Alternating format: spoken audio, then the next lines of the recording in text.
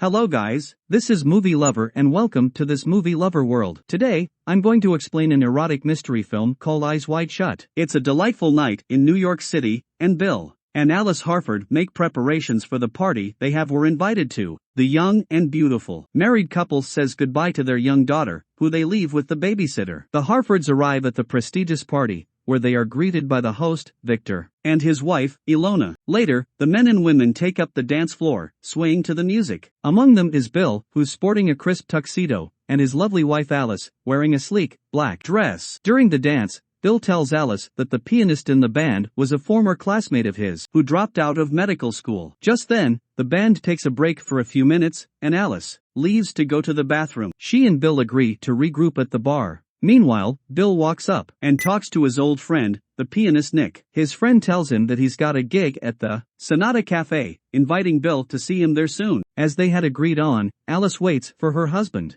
at the bar. She takes a sip of her champagne, then sets the glass down. Suddenly, a distinguished man with graying hair takes the glass of champagne. She remarks that it's hers, and the man responds by drinking from the glass. He then introduces himself as Sandor Savast. Sandor is immediately captivated by Alice and tries to flirt with her. She informs him that she's married, but she does so in a very provocative way. Sandor insists that the two of them dance, and Alice agrees. From there, she remains consistently flirtatious with Sandor throughout the entire dance. Eventually, Alice and Sandor spot Bill from afar as he speaks with two young women. Seeing this prompts Alice to be even more amorous towards Sandor out of spite. Simultaneously, Bill is becoming increasingly flirtatious with the beautiful ladies. The two women proceed to each take an arm as they start leading Bill somewhere. Before they can get to their destination, a man interrupts the trio. The man says that Victor is seeking Bill due to a medical emergency. Bill takes his leave and goes to see him. Victor is hurriedly putting on his clothes while panicking over the unconscious, naked woman in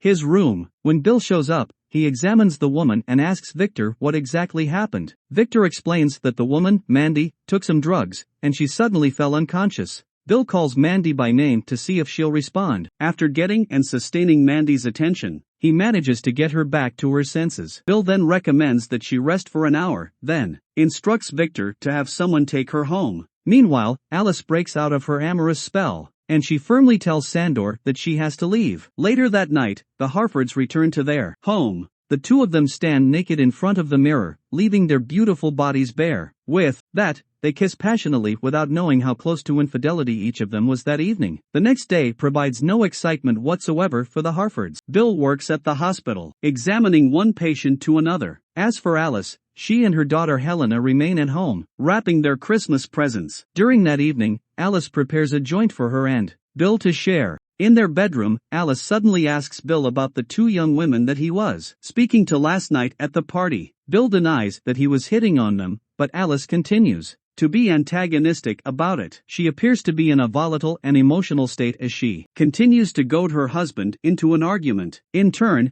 Alice's sudden burst of aggressive energy exasperates him. She becomes furious that Bill never seems to be jealous, and he tells her that it's because he has faith in her. Alice then maliciously recounts a vacation they once had in Cape Cod, where they saw a naval officer who she was deeply attracted to. Alice tells Bill that she was immensely aroused by that stranger the entire time she was with Bill and their daughter. She even admits to contemplating having an affair with him and giving up her marriage and her daughter. Bill sits speechless in both horror and disbelief at the words that came from his wife. Suddenly, during the intense lull that set in, a phone call arrives for Bill. His patient, Lou Nathanson, had just died, and he tells Alice that he thinks he needs to go there and show his face. With that, Bill leaves Alice in the middle of their emotionally charged argument. Bill takes a cab on the way to the apartment, and the entire time, he just couldn't shake the greatly disturbing image of his wife and some random naval officer making love. When Bill arrives at the apartment, he is greeted by Lou's very distraught daughter, Marion. She explains that she left her father in the room, thinking that he was just sleeping, but she realized later on that he was no longer breathing. Bill offers her some comforting words, and Marion tearfully thanks him. Marion then starts talking about her boyfriend Carl, saying that they'll be married soon and will be moving to Michigan. Suddenly, something bizarre happens. Without warning, Marion kisses Bill passionately. She professes her love to him, leaving the married man in complete shock. Bill proposes that she might be heavily distraught from grieving her father and that she doesn't know what she's saying or doing. Still, Marion insists that she loves him, and she doesn't want to go to Michigan because she wants, at the very least, to live near him. Just then, a doorbell rings, and Carl arrives. Carl goes to kiss Marion and comfort her, then walks up to Bill to greet him. This when Bill takes his leave, and Marion is left in shock as she watches Bill walk away after her daring confession of love. Bill walks down the streets of New York, and he's left to make his way home on foot. Still, he is bothered by the idea of the random stranger deeply arousing his wife, practically turning her into a needy and desperate mess. As he crosses the street, Bill is followed by a young woman in a fur coat. The woman flirts with him before inviting him to her apartment, which is only a few steps away. Bill agrees, and he follows the call girl into her place, where the two of them agree on a price. They begin to kiss one another, but suddenly, Bill's phone rings. Alice is on the line, asking him what time will he be home. Bill lies and says he's still at the Nathanson residence. Then, he adds that it will take him some time before he could go home. With a sudden change of heart, Bill pays the woman and leaves. Once again, he's walking down the street, and he happens upon the Sonata Cafe. From outside, he sees the picture of his old friend Nick billed as the pianist for the night. Bill decides to see his friend. In the cafe, he sits down and orders a beer while he's waiting for Nick, who had just finished playing. When Nick sees Bill from the table, he goes to sit with him. He lets Bill know that he'll be performing again that evening in an undisclosed location. Nick starts recounting that secret party. He had to play the piano blindfolded, and when the blindfold went loose, he had never seen anything like what he saw there in the world. Suddenly, Nick gets a call, informing him of the party's address and the password for it. Bill then persuades Nick to bring him to this mysterious party, but Nick tells Bill that he needs a costume and a mask to get in. Bill goes to see Peter Grenning, his former patient and the owner of a costume store called Rainbow Fashion. Much to Bill's disappointment, Peter had already moved to Chicago, and his store is now owned by Mr. Milich. Luckily, Mr. Milich is willing to help Bill get a costume for an additional charge. In the costume room, Bill requests a cloak with a hood, a mask, and a tuxedo. Then, Milich and Bill make their way through the hall of costumes. As Milich searches for the cloak, he suddenly hears a thud coming from his office at the end of the hall. Milich is surprised to see a table of food that had been left there. He hears a man sneeze from behind the closet, and he soon finds two men and his teenage daughter all in their underwear. Furious, Milich traps the two men in the office while Milich's daughter runs up to Bill and embraces him. She flirtatiously smiles at him as she holds him close. Milich orders his daughter to leave, and Milich gets back to searching for Bill's cloak. Inside the cab on the way to the party, Bill's thoughts about his wife and the naval officer become darker and more depraved. The cab stops to reveal a large gate painted in blue with two men guarding it. Bill pays the taxi an additional charge to wait for him before he goes to the gate. There, he speaks with the two men, then gives the password Fidelio, which means fidelity. They then lead him to a large mansion. He goes inside and puts on his cloak and mask. There, Bill finds the most bizarre thing he has seen in his life. Several individuals are wearing the same cloak as he is, with each sporting a Venetian mask. In the middle of the room is a red-cloaked man holding a scepter. He is surrounded by people in black cloaks arranged in a circle. He bangs his scepter, and the black cloaks fall off, revealing several beautiful and naked women. With the ritual ongoing, each woman kisses the next person on their right through the opera mask. The sensual ritual ends when the kiss has reached a full circle, and the master in the red cloak bangs his scepter in front of each woman, and they each stand up and leave one by one. One woman wearing a black feathered mask walks up to Bill, then warns him to leave as he is in great danger. Confused, Bill asks the woman to show who she is, but she refuses to answer. The two of them are separated when a man with a priest mask walks up to the woman and takes her with him. Then, Bill begins to tour the mansion, eventually finding several men and women hooking up in groups. Bill is left dumbfounded as he discovers what seems to be an exclusive carnal club for the elite. Suddenly, the woman in the black feathered mask returns, and once again, she tries to convince Bill to leave. After failing to persuade him, the woman walks off, and Bill is approached by a butler who tells him to come with him. The butler takes Bill to a room where the master is sat in a chair. All around him are several members of the club wearing their black cloaks. With all eyes on Bill, he is interrogated by the master, who's asking for the password. Bill says Fidelio, and the master says that is the password for admittance, but he is asking for the password of the house.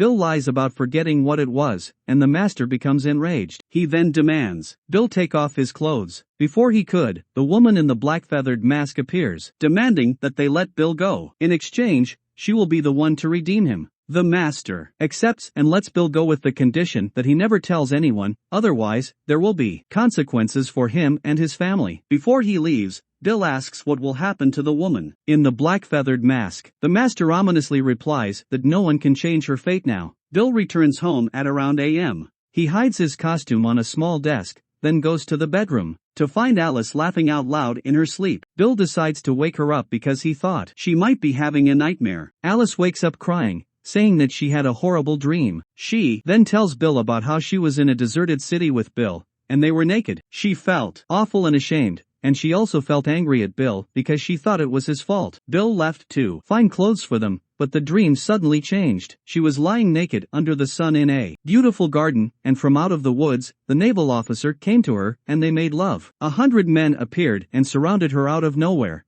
and she did it with all of them. She then realized that Bill was watching her in the arms of all of those men. She started to laugh because she wanted to make fun of Bill, so she laughed as hard as she could. Alice now cries in Bill's arms, and Bill sits in complete horror and awe after hearing his wife's depraved dream. The next morning, Bill goes down to the Sonata Cafe to look for Nick. The cafe seems to be closed since it's too early, so Bill goes into the adjacent diner, where he orders a cup of coffee. There, he asks the waitress if she happened to know Nick, and she says she does. After lying about a medical emergency, Bill receives Nick's address from the waitress. Bill then drops by the hotel where Nick is, and he is greeted by the receptionist, who says that Nick had checked out already. He explains that Nick checked out at a.m., with big burly men accompanying him. The receptionist even mentions that Nick looked scared. Bill takes his leave, then heads to Rainbow Fashion to return the costume. There, he's surprised to find that the mask is missing. Suddenly, Milich's daughter comes out of the back room wearing only a robe.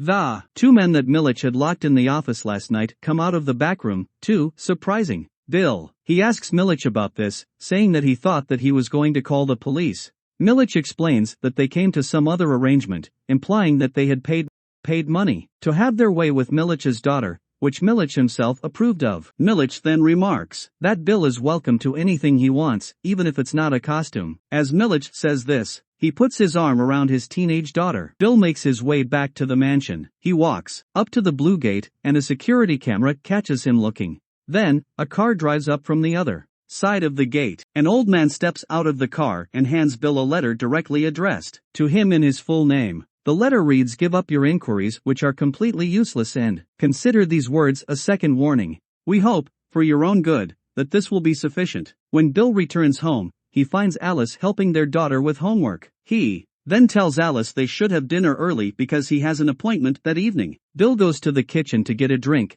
and Alice smiles at him. Bill smiles back, all while having disturbing thoughts running through his head about Alice's dream last night. Bill goes back to his office, where he calls the Nathanson residence, hoping Marion will pick up. To his disappointment, it's her boyfriend Carl who picks up the phone. When he heard Carl on the other end, he hangs up. Bill then heads to the apartment of the call girl he met, but her roommate Sally is the only one there. Sally invites Bill into the apartment, where they start flirtatiously touching one another. Suddenly, Sally tells Bill that the call girl named Domino tested HIV positive this morning, and she doesn't think that she'll be coming back anytime soon. With this, Bill leaves the apartment. As he walks the street at night, he's closely being followed by a bald man in a brown coat. Bill tries to evade him, but the bald man follows his trail closely. Bill then stops by a newspaper stand to wait for the bald man's next move. The man finally walks off, leaving Bill alone. Bill buys a newspaper, and he enters a nearby cafe where he orders a cappuccino. While waiting for his order, he reads an article in the newspaper with a headline stating, "Ex-beauty, Queen in Hotel Drugs Overdose." The name of the woman was Amanda. This is when Bill realizes that the woman in the black feathered mask was Mandy, the woman he helped in Victor's party. Bill makes his way to the hospital where Mandy is and is shocked to discover that she's already dead. Bill then visits her body in the morgue, where he is horrified at what happened to her. On his way out, he receives a call from Victor, who asks him to come to his home. Bill arrives at Victor's house, and there, Victor confronts Bill about what happened the previous night. He goes on to explain that he saw everything that had happened. Bill is initially worried about Nick, but Victor assures him that Nick is alive. He also says that the entire thing with the woman warning him was just some sort of charade to scare him. Of course, this makes Bill mad, and he asserts that charades don't end up with people turning up dead. Bill then hands Victor a cutout piece of the newspaper with the article about Mandy. To this, Victor claims that Mandy had a drug overdose. She wasn't killed. After the confrontation, Bill comes back home to his apartment. There, he sees his missing opera mask lying next to Alice, who's still sleeping. The weight of the events has finally taken its toll on Bill, and upon seeing the mask, he breaks down crying, which wakes Alice. Bill could only promise that he'll tell her everything. The next morning, both Bill and Alice are in tears from Bill's story. She tells him that Helena will wake up soon, and she expects them to take her Christmas shopping. At the store, Bill and Alice accompany their daughter.